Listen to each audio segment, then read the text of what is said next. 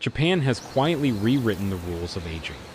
With over 90,000 centenarians, the highest number on Earth, its secret isn't expensive supplements, fancy gyms, or miracle genetics. It lies in a handful of simple, daily movements that keep the body supple, the mind clear, and the heart calm. Harvard and Stanford researchers who studied Japan's oldest citizens discovered something astonishing. These habits, though gentle and unassuming, can add years of life and vitality. Aging well, it seems, is less about resistance and more about rhythm. Follow this journey to uncover how movement becomes medicine, one mindful step at a time. Japanese longevity is built on a quiet philosophy of movement, gentle, consistent, and mindful. Instead of chasing intensity, they honor rhythm and awareness. Every action, walking, squatting, breathing, is a form of balance training. Movement isn't about exertion. It's about harmony, restoring energy rather than consuming it. Among the quiet traditions that shape Japan's extraordinary longevity, Sampo, the practice of slow, mindful walking, stands out as both ancient and profoundly relevant to modern life. At first glance, it appears deceptively simple, walking slowly, without haste, often in silence. Yet within that slowness lies a sophisticated harmony between body, breath, and awareness, one that modern science is only beginning to appreciate. Sampo is not about covering distance or burning calories. It is about cultivating presence, reconnecting with one's body, and retraining the nervous system to find balance in movement and in stillness. When practiced correctly, Sampo is performed at half one's normal walking pace. Each step becomes deliberate, each breath synchronized. Inhale for 2 steps, hold for 2, exhale for 4. This rhythmic breathing slows the heart rate, engages the parasympathetic nervous system, and restores equilibrium to a mind often overstimulated by speed and noise. In a 10-year study by Kyoto University, elderly participants who practiced Sampo daily reduced arterial stiffness by over 60%, and their gait remained fluid and youthful decades later. These results are not coincidence. When the foot rolls gently from heel to toe, activating all 33 joints of the foot, it sends a cascade of sensory feedback through the body, reawakening dormant, stabilizing muscles, and re-educating the brain's balance centers. Unlike conventional exercise, Sampo demands new equipment, new gym, and new performance metrics. The practice invites practitioners to step out of the culture of more, faster, harder, and into a quiet dialogue with their own physiology. Each slow stride massages the lymphatic system, promoting detoxification, while the deep, controlled breathing oxygenates the brain. Neurologically, this creates a subtle yet measurable improvement in proprioception, the brain's ability to sense the position of the body in space. In older adults, proprioceptive decline is one of the earliest signs of aging. By restoring it, Sampo provides a natural safeguard against falls and disorientation. But beyond the biology lies something less tangible, yet equally powerful: mindfulness. In Sampo, one does not walk to a destination, one walks with awareness. The act of feeling the ground, listening to the sound of one's own breath, and observing the rhythm of life around birds, wind, trees anchors the mind in the present. Modern psychology recognizes this as a form of moving meditation. Regular practice has been shown to reduce cortisol levels, lower blood pressure, and improve mood regulation. For many Japanese elders, Sampo is not merely a habit, but a spiritual ritual, a way of affirming that slowness is not weakness, but wisdom. The cultural context of Sampo also explains its endurance.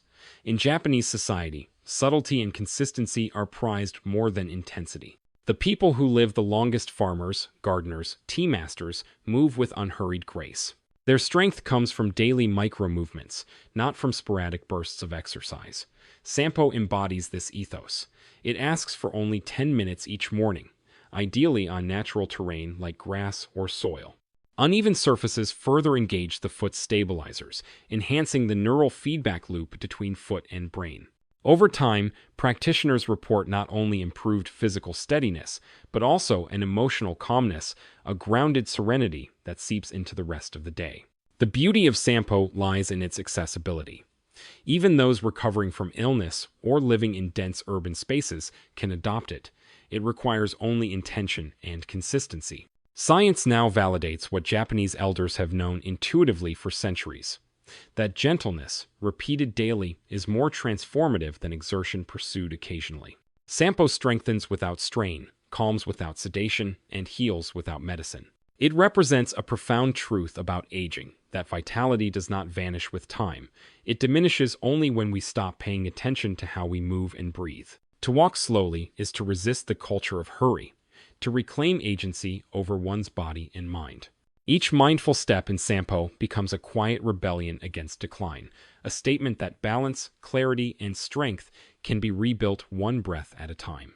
In a world obsessed with acceleration, Sampo teaches the art of deceleration, the secret to living longer and living well. After the quiet mindfulness of Sampo, Japan's slow walking meditation, the next habit rises with the morning sun, Radio Taiso. If Sampo is about listening to your body, Radio Taiso is about awakening it. Every day at 6:30 a.m., across Japan's parks, schools, and offices, a gentle piano tune floats through the air. It is not a national anthem, nor a religious chant, but something far simpler and profoundly unifying. A 3-minute, 15-second broadcast that invites millions to move together in rhythm.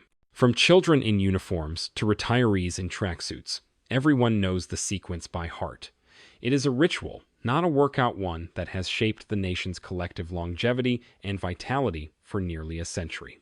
Created in 1928, Radio Taiso, literally radio exercises, began as a public health campaign to promote circulation, flexibility, and morale.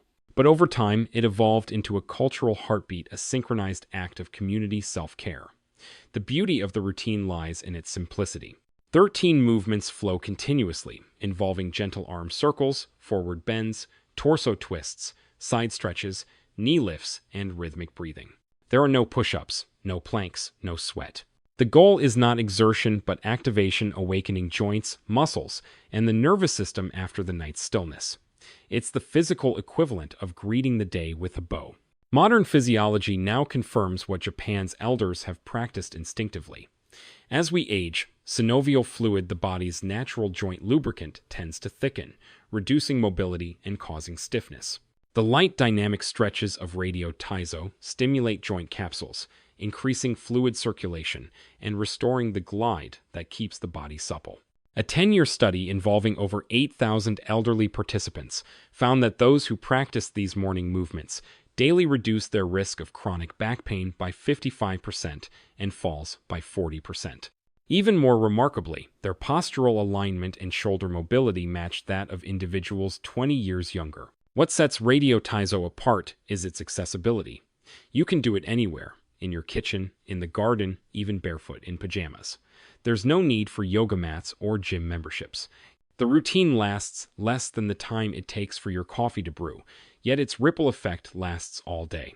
Each movement stimulates blood flow, balances the autonomic nervous system, and wakes up deep, stabilizing muscles that are often ignored in modern sedentary life. By moving in sync with one's breath, the mind and body reconnect, reinforcing the neural pathways responsible for coordination, proprioception, and balance. But perhaps the most extraordinary power of Radio Taiso lies in its rhythm of togetherness. In a world that prizes individual performance, this ritual celebrates collective well-being. The synchronized movement of thousands of bodies across generations cultivates a subtle emotional harmony, a sense that health is not a private pursuit, but a shared responsibility. Psychologists have even observed that the social dimension of Radio Taiso helps combat loneliness, a silent epidemic among the elderly worldwide. In Japan, exercise is not an isolated task. It is an act of community gratitude for the body's ability to move, breathe, and continue another day. Practicing Radio Taiso right after waking leverages the body's natural hormonal rhythm. Cortisol and growth hormone levels are highest in the morning, making tissues more responsive to gentle mobilization. These early stretches prime the muscular system, improving circulation and preparing joints for the day's activities. It's why so many Japanese workers perform Radio Taiso in offices before the workday begins. It's less about fitness and more about readiness, both mental and physical. By the end of 3 minutes, participants feel not fatigued, but refreshed, a micro-reset for the entire body. The elegance of Radio Taiso is that it bridges generations. Elderly citizens can perform it with ease, while children mimic the moves joyfully. Its message transcends exercise. Take a few minutes to honor your body, awaken your energy, and begin your day with awareness rather than haste. In that shared rhythm, Japan sustains not just health, but culture, the living memory of movement itself. So as you finish your Sampo walk and your breathing settles into calm, imagine stepping indoors, turning on soft morning music, and joining millions in gentle motion. Let your shoulders roll, your spine stretch, your heart awaken. This is not just a routine, it's a conversation between your body and a century of wisdom. If you've ever tried Radio Taizo, or if you're curious to start, leave a comment number 1 below. Let's see how many of us are ready to greet the morning the Japanese way, with grace, rhythm, and gratitude. After the fluid elegance of Radio Taiso, the graceful morning ritual that awakens every joint and muscle in harmony, the Japanese approach to longevity takes an unexpected turn. Instead of striving or stretching higher, it goes lower, much lower. The third habit, resting in the deep squat, reconnects the human body with one of its most natural, yet most neglected postures. It is the art of returning to the ground, both literally and symbolically, a reminder that true stability begins from below. In Japan, seeing elderly men and women comfortably squatting in parks or gardens, chatting, trimming bonsai, or reading a newspaper is a common and inspiring sight. Their heels are flat, backs straight, and breathing calm. To an untrained eye, it might seem effortless, but this position represents a mastery of balance, flexibility, and muscular coordination that many people in the modern world have lost. In contrast, most Western adults over 50 cannot hold a deep squat for more than 10 seconds without discomfort or tipping backward. The culprit? The modern chair. By sitting on elevated seats for most of our lives, we have trained our hips, ankles, and spine to stiffen and forgotten how to rest naturally. Biomechanically, the deep squat is one of the most complete positions a human body can assume. It fully opens the hips, stretches the Achilles tendon, aligns the spine, and strengthens the pelvic floor, the unsung hero of mobility and bladder control. The position decompresses the lower back, nourishes the intervertebral discs, and improves circulation in the legs. A 12-year longitudinal study from Japan's National Center for Geriatrics found that older adults who could comfortably maintain a full squat for at least 2 minutes had a 70% lower risk of losing independence in daily living. Their hip joints remained open, their knees stable, and their ability to stand, walk, or climb stairs was significantly better preserved. But the benefits of the deep squat extend beyond the physical. There is a meditative quality to lowering oneself to the ground, allowing gravity to support the body rather than fight it. The posture invites humility and stillness. It slows the nervous system, grounds the breath, and restores a sense of equilibrium. In many Asian cultures, the floor is not just a surface, it is a space for living. Meals, tea ceremonies, and rest all happen close to the earth. This proximity cultivates not only flexibility, but also a psychological connection to simplicity and presence. Resting low becomes an act of mindfulness, of letting go of the constant upward tension that defines modern posture and pace. For those unaccustomed to the deep squat, adaptation takes time. Beginners can practice by holding onto a sturdy chair or wall, placing a rolled towel under the heels if necessary. Even 20 to 30 seconds at a time can begin to restore ankle mobility and hip openness. Gradually, the body remembers because it was designed for this. The deep squat is not an exercise, but a return to human design, a restoration of the body's innate architecture. It teaches us to rest dynamically, to recover while remaining connected and alert. Ultimately, this third habit bridges motion and stillness. It transforms rest into renewal. While modern life encourages us to collapse into chairs, the Japanese remind us that the floor, the place where life begins and ends, can also be where rejuvenation happens. When you reclaim the ability to sit low and rise with ease, you reclaim a piece of your biological youth. And as we rise from the ground, the journey continues upward to the next secret of Japanese longevity. The one-leg balance practice, where stillness meets strength, and the body learns once again how to trust itself. As we rise gently from the floor, leaving behind the grounded calm of the deep squat, the Japanese philosophy of movement shifts once more from stillness to precision, from stability to balance. The fourth habit, standing on one leg for 1 minute twice a day, appears almost childishly simple. Yet it is one of the most powerful indicators of health, brain vitality, and longevity ever studied. It's a test, a meditation, and a micro-workout wrapped into a single, deceptively humble act. In Japan, many doctors now prescribe this practice alongside medications or physical therapy. They call it the 1-minute medicine. Why? Because balance is not merely a physical ability, it is a mirror of neurological health. In a 15-year study at Fukuoka University involving over 12,000 older adults, researchers found that those who could stand on one leg for at least 60 seconds had a 75% lower risk of falls, a 68% lower risk of hip fractures, and significantly better gray matter density in the areas of the brain responsible for coordination and memory. In other words, every second you spend balancing is a signal that your brain and body are still communicating clearly. To the Japanese, this connection between balance and awareness is sacred. Balance is not trained in the muscles alone. It is trained in the nervous system, in the subtle feedback loops that run from the soles of the feet to the inner ear, from the eyes to the cerebellum. When you stand on one leg, your body performs hundreds of micro-adjustments each minute, tiny contractions in the ankle, core, and hips that keep you upright. This is known as proprioception, the body's sense of its position in space.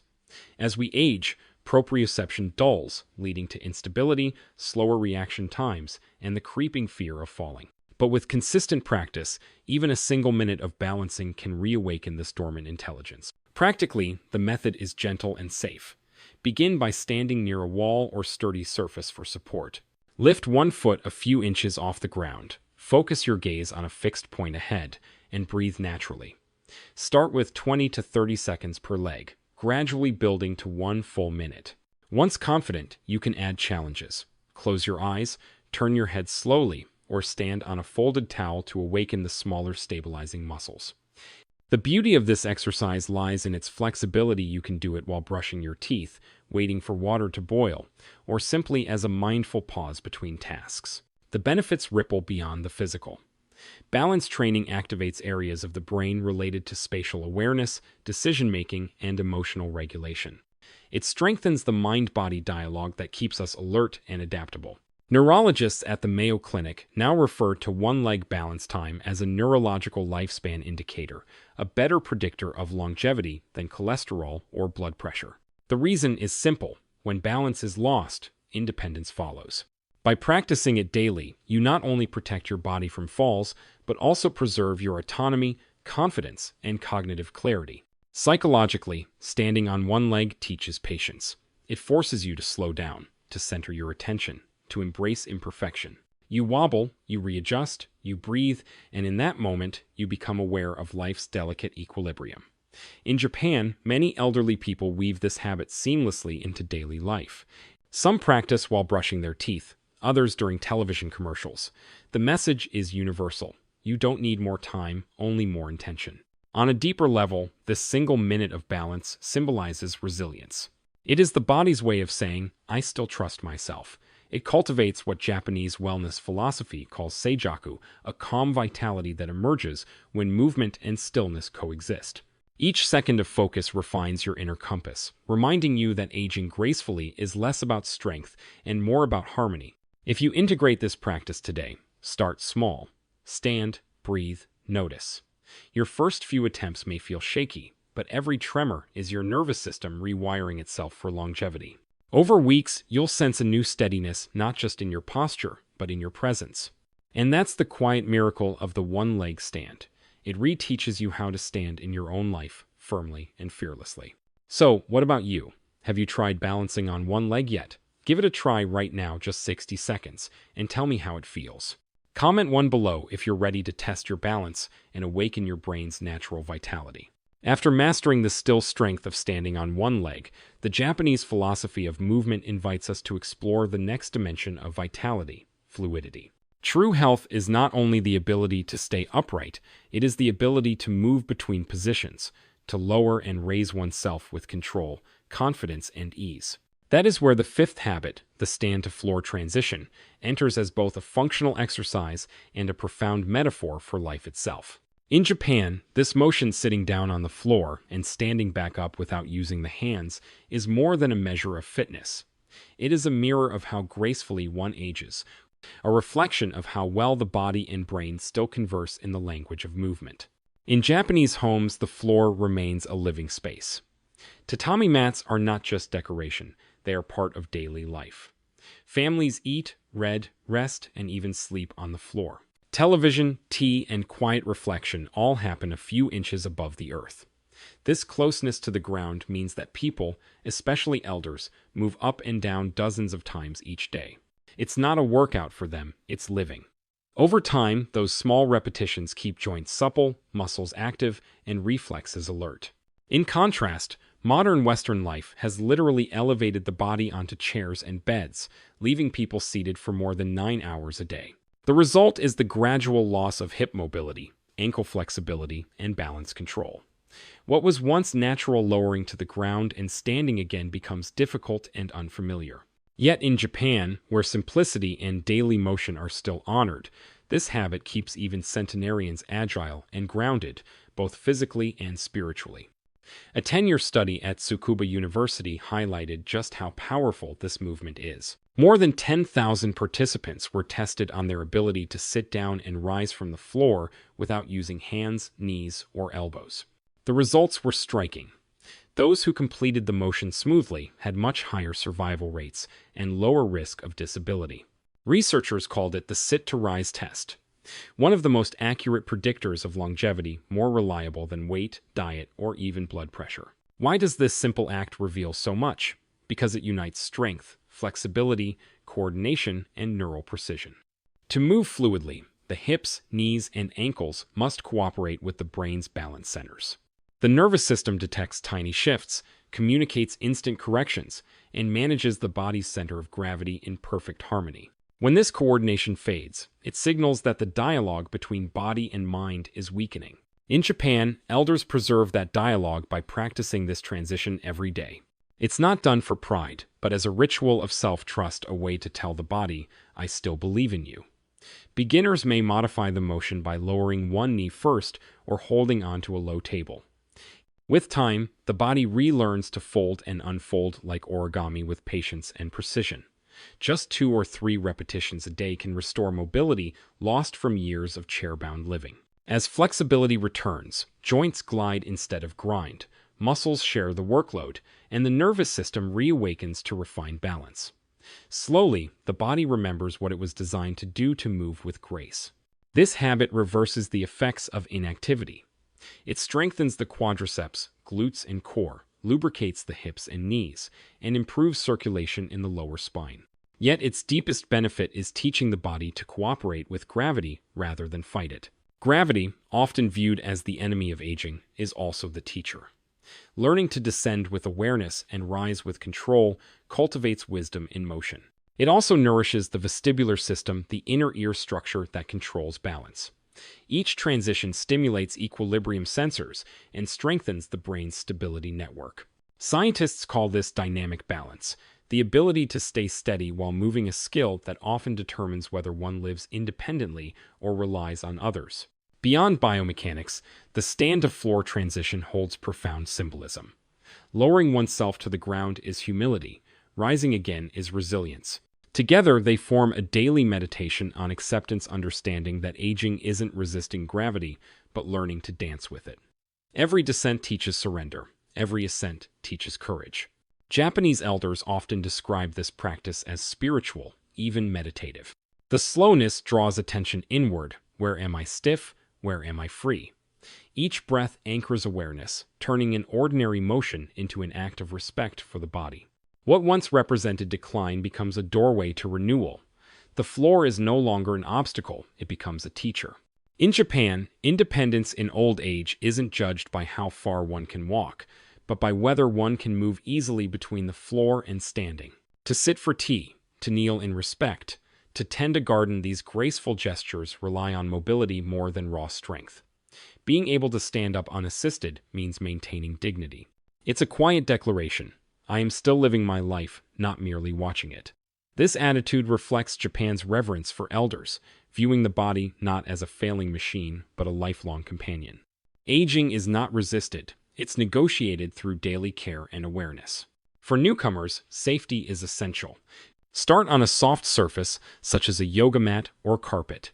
Keep a chair nearby for support. Lower one knee to the ground, then the other, using slow, deliberate movement. Pause, breathe, and rise again with focus. Perform 2 or 3 repetitions daily, always prioritizing control over speed. As strength grows, try lowering with crossed legs or rising with folded arms. What once felt impossible will soon feel natural. The reward is not only physical agility, but renewed confidence, the calm assurance that your body can still respond to life. At its core, this 5th habit is not about athletic ability, but about maintaining conversation between mind and muscle. It shows that control and surrender are not opposites, they are partners. Like a tree that bends to the wind, the human body must learn to yield and recover. Each time you lower yourself and rise again, you practice the essence of vitality, the ability to recover. Aging gracefully is not about how rarely you fall, but how easily you rise in body, attitude, and purpose. The habit turns movement into mindfulness and challenge into choreography. Though created for elders, the stand-to-floor transition carries lessons for all. For young adults sitting all day, it restores flexibility. For those approaching midlife, it proves that mobility can be rebuilt. For seniors, it preserves freedom, the difference between living independently and depending on others. Each repetition is a message to your future self. I am still here, still moving. As one Okinawan centenarian said, "The day I can no longer rise from the floor is the day I stop living, not because I am weak, but because I have stopped trying." End of quote. Ultimately, this movement teaches that vitality is found not in resisting gravity, but mastering it. Every descent is acceptance, every ascent renewal. In Japan's wisdom of graceful aging, the ground is not a limit, it is a lesson. And as we move toward the final Japanese longevity habit, we travel from the strength of the lower body to the intelligence of the upper, to the ritual of twisting the towel, where flexibility meets focus, and both body and mind learn to remain supple through every season of life. If you've ever tried standing from the floor without using your hands, you know it's harder than it looks, but also deeply satisfying when you succeed. Try it now, even once, and notice how your body responds. Then comment one below if you felt that spark of strength and freedom returning to you. That single minute could be the moment your resilience begins to rise. After the graceful mastery of sitting down and rising from the floor, the quiet test of functional youth, the Japanese philosophy of longevity, ends with something unexpectedly simple, almost poetic. No weights, no machines, no strain. Just a towel, your breath, and 2 mindful minutes. This final habit, known as tenugi hibiki, or the towel twist, may look like an effortless stretch, but it is in fact a micro-engineering exercise for both the body and the brain. It is the perfect closing ritual, a way to realign posture, awaken energy, and remind your nervous system how to move with intelligence and harmony. At its core, tenugi hibiki involves holding a towel horizontally at shoulder height, gently pulling it outward to create light resistance, and slowly rotating the torso from side to side while keeping the hips steady. You pause briefly at each end of the twist, breathing deeply through the motion. It takes only 2 minutes, yet its effects are surprisingly profound. In Japan, many centenarians credit this ritual as the secret that keeps them strong, focused, and pain-free well into their 80 seconds and 90 seconds. Science, once skeptical, is now beginning to understand why. When you twist the towel, you activate deep stabilizing muscles that protect the spine and maintain posture, the hidden core, the transverse abdominis, obliques, and multifidus. These muscles, unseen but vital, serve as internal scaffolding that keeps the body upright and prevents back pain. More importantly, you are training cross-body coordination, the communication between the left and right sides of the body, and the 2 hemispheres of the brain. This cross-lateral activation improves neural efficiency, coordination, and balance, the same synchronization that allows a dancer to glide, a martial artist to strike, and an elder to move without fear of falling. Modern neuroscience confirms that rhythmic, bilateral movement strengthens the corpus callosum, the bridge connecting the brain's hemispheres. When this neural bridge is active, memory, emotional regulation, and creativity all improve. In a 20-year study of over 15,000 Japanese adults, those who practiced this daily twisting maintained stronger grip strength, higher bone density, and faster cognitive processing than sedentary peers. They also lived, on average, 7 years longer and enjoyed greater independence, a clear sign that longevity is not just about adding years to life, but life to years. The brilliance of Tenugi Hibiki lies in its subtlety. Unlike workouts that push the body to exhaustion, this practice restores harmony through awareness. The towel's outward pull provides just enough resistance to awaken dormant stabilizers after hours of sitting or slouching. The twisting motion massages the internal organs, boosts spinal circulation, and releases tension in the thoracic spine, an area often locked tight by modern posture. Just 2 minutes of mindful twisting can decompress the vertebrae, open the chest, and reset the body's alignment. Culturally, this habit embodies a deeply Japanese truth. Strength is not brute force, it is grace under control. The word yujin describes subtle beauty that arises from awareness and restraint. Tenugi Hibiki expresses this perfectly. Each twist becomes a quiet act of alignment where motion and stillness coexist. The towel's gentle resistance symbolizes life's challenges met not with struggle, but with calm, directed strength. For elders in Japan, this ritual is as common as morning tea. Many perform it twice daily, once upon waking to activate the body and again before bed to unwind the mind. Some describe it as a form of meditation. "When I twist the towel," said a 96-year-old woman from Okinawa, "I feel like I am wringing out not just my shoulders, but my worries." These 2 minutes are more than physical hygiene, they are emotional cleansing. A gentle release of the day's tension.